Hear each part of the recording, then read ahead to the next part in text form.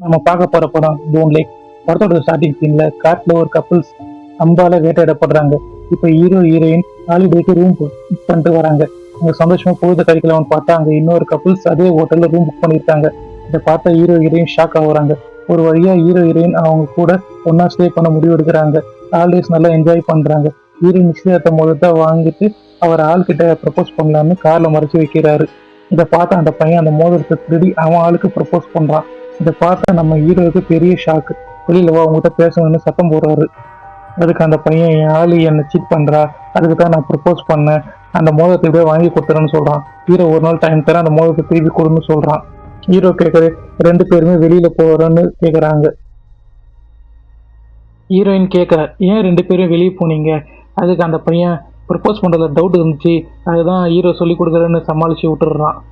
அதுக்கு சரி ஓகேங்கிறாங்க. சரி யாருன்னா இப்போ வெளியே வரீங்களா, வெளியே டைம் பாஸ் பண்ணலான்னு கேட்குறாங்க.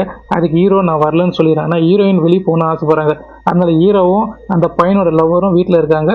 கப்புள்ஸ் மாறி போகிறாங்க. அந்த பொண்ணு ஹீரோ கிட்ட தப்பா நடந்துக்க பாக்குறா. அந்த பையன் ஹீரோ கிட்ட தப்பா நடந்துக்க பாக்குறான். ஹீரோ ஹீரோயின் இங்க ஏதோ சரியில்லைன்னு தப்பிச்சு போலான்னு பாக்குறாங்க.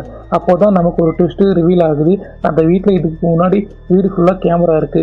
24 மணி நேரம் நம்மளுக்கு கண்காணிச்சுன்னு இருக்காங்க. இந்த வீட்டோட ஓனர் அந்த பையனும் பொண்ணும் தான் கண்டுபிடிக்கிறாங்க.